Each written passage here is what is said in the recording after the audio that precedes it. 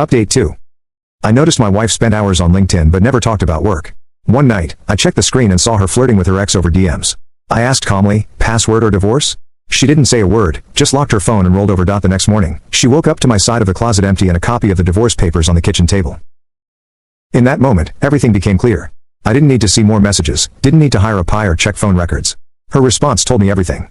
I waited until her breathing steadied with sleep, then I got up and went to my study. This wasn't the first time I'd considered our marriage might be in trouble. I'd actually consulted with my attorney 3 months prior when I first noticed Allison's secretive behavior, just to understand my options if things deteriorated. I called him at his home number, apologizing for the late hour. As a longtime client and friend, he understood the urgency. We discussed the situation and he agreed to have preliminary paperwork prepared for review by early morning. At 5:30 a.m., I went to our closet and quietly packed my essential belongings, enough clothes for 2 weeks, important documents, irreplaceable mementos. I loaded everything into my car. Then I returned to the kitchen and executed the plan I'd formed overnight. First, I transferred half the funds from our joint accounts to my new personal account, legally appropriate as a pre-divorce protective measure in our state. I left the other half untouched, ensuring Allison would have immediate access to funds during the transition. Second, I followed up with my lawyer who had divorce papers prepared based on our earlier conversation and midnight update. He arranged for electronic filing to open when courts open at 9 a.m. and a courier to deliver my copy by 8:30.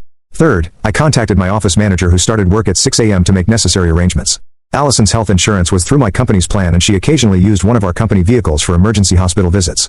We decided that her health insurance would continue until the divorce was finalized as legally required, but made arrangements regarding the vehicle access within the standard 30-day period our policies specified. Fourth, I emailed our property manager to inform him I'd be moving out temporarily, but as the sole owner of the condo purchased before our marriage with money from a restoration project I completed before we met and maintained entirely with funds from my separate account throughout our marriage, I would continue making payments. Allison would need to make arrangements within 60 days, double the legally required notice in our state. By 8 a.m., the papers had arrived. I placed them on the kitchen table with a note. Allison, your silence was your choice. These are mine. You have 60 days to make new living arrangements. All communication should go through my lawyer. Alex. I left my house key and wedding ring on top of the papers, took one last look around the home we'd shared, then walked out the door. At 8:43 a.m., my phone exploded with notifications. Allison had woken up to an empty closet and divorce papers. Her calls, texts and emails poured in. This is insane. Call me right now. You're throwing away 11 years over nothing. You can't just kick me out. This is my home too. Answer your phone. I didn't respond to any of them.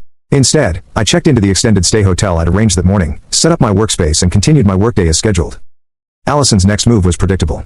She called my parents, my sister, even my college roommate, told them I'd lost my mind and was making wild accusations about her friendship with an old colleague. I had anticipated this.